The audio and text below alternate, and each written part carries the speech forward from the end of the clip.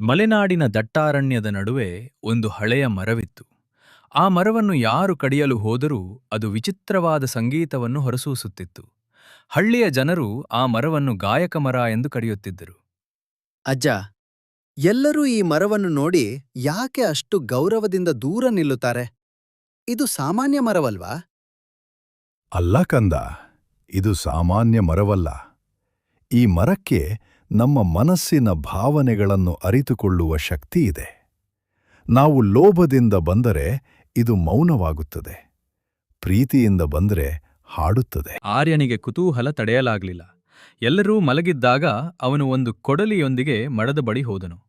ಅವನ ಮನಸ್ಸಿನಲ್ಲಿ ಮರದ ಕಟ್ಟಿಗೆಯನ್ನು ಮಾರಿ ಹಣಗಳಿಸಬೇಕೆಂಬ ಆಸೆ ಇತ್ತು. ಈ ಮರವನ್ನು ಕಡಿದ್ರೆ ತುಂಬಾ ದುಡ್ಡು ಸಿಗುತ್ತದೆ. ಯಾರೂ ನೋಡ್ತಿಲ್ಲ, ಬೇಗ ಕೆಲ್ಸ ಮುಗ್ಸೋಣ. ಆರ್ಯ ಮರದ ಮೇಲೆ ಕೊಡಲಿ ಹಾಕಲು ಕೈ ಎತ್ತಿದಾಗ ಮರದಿಂದ ಭಯಾನಕವಾದ ಕೂಗು ಕೇಳಿಸಿತು. ಮರದ ಎಲೆಗಳೆಲ್ಲ ಉದುರತೊಡಗಿದವು. ಆರ್ಯ, ಕೊಡಲಿ ಕೆಳಗಿಡು. ನೀನು ಲಾಭಕ್ಕಾಗಿ ಬಂದಿದ್ದೀಯ, ಪ್ರೀತಿಗಾಗಿ ಅಲ್ಲ. ನಿನ್ನ ಮನಸ್ಸಿನಲ್ಲಿರುವ ಲೋಭವನ್ನು ಹೊತ್ತು ನೀನು ನನ್ನನ್ನು ಮುಟ್ಟಬೇಡ. ಅಯ್ಯೋ, ಮರಕ್ಕೆ ನನ್ನ ಮನಸ್ಸಿನ ವಿಷಯ ಹೇಗೆ ಗೊತ್ತಾಯಿತು?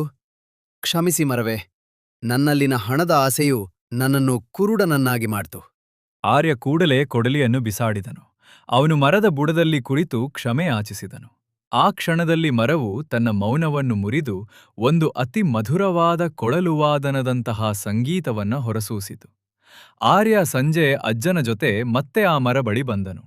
ಈಗ ಮರವು ಸುಂದರವಾಗಿ ಹೂಬಿಟ್ಟಿತ್ತು.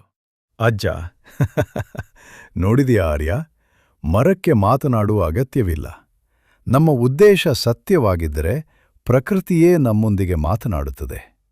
ಹೌದಜ್ಜ, ಮರವನ್ನು ಕಡಿಯುವುದಕ್ಕಿಂತ ಅದನ್ನು ಪೂಜಿಸುವುದರಲ್ಲೇ ನಿಜವಾದ ಲಾಭವಿದೆ. ಇನ್ನು ಮುಂದೆ ನಾನು ಈ ಮರದ ರಕ್ಷಕ